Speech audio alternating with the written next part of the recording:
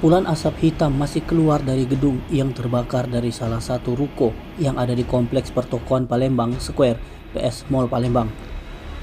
Insiden kebakaran yang diduga berasal dari panel kelistrikan di dekat lift PS Mall Palembang tersebut terjadi sejak subuh.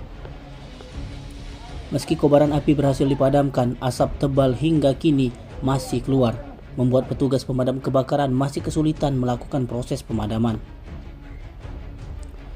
Kasih Operasi Damkar Kota Palembang Muhammad Hardiansah menyebut api yang sempat muncul telah berhasil dipadamkan. Namun asap pekat hitam terus keluar dari instalasi kelistrikan. Hardi menjelaskan hingga kini sudah 8 unit mobil pemadam kebakaran yang diterjunkan ke TKP. Pantauan di TKP, petugas terlihat silih berganti masuk ke gedung yang keluar asap hitam pekat. Meski demikian, akibat insiden ini akan menyebabkan gangguan kelistrikan yang ada di gedung utama PS Mall Palembang.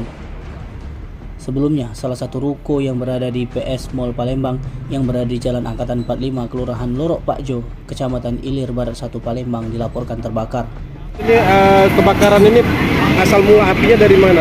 Ya, ini kita masih upaya pemadaman yang sampai saat ini. Kita terima informasi sekitar 5.30 pagi. Diduga penyebab ini adalah korsleting listrik. Karena kita turun ke lapangan, kita cari itu ternyata apinya memang tidak ada yang besar, namun asap menimbulkan asap yang sangat pekat. Sehingga dari tim teknis pengelola mall juga tadi turun, sudah ditemukan yang terjadi kebakaran ini adalah panel listrik.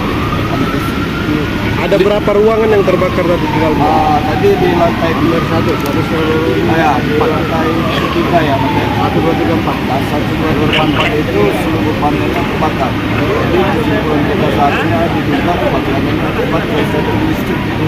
Untuk proses pemadaman seperti apa? Proses pemadaman kita dari lantai dasar dan naik menggunakan tabung pemadam api ya.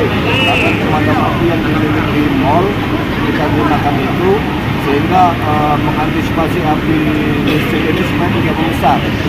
Bang, bisa dipastikan nggak Bang, ada korban kah atau ada tenan yang juga turut terbakar? Iya, untuk sementara ini ya untuk korban jiwa itu tidak ada, baik dari petugas kita juga dari pemilik gedung, pengelola gedung itu tidak ada. Namun tenan diperkirakan akan terganggu untuk instalasi kelistrikannya ya. Namun untuk terbakar tidak. Oke. Itu saat ini masih proses pendinginan atau? Iya, sampai dengan saat ini kita masih melakukan pendinginan. Kita pastikan dulu bahwa kondisi mall itu aman baru kita balikan. Kesulitan untuk saat ini mungkin asap yang sangat tebal dan juga gedungnya tinggi di lantai 5 tadi lantai 3.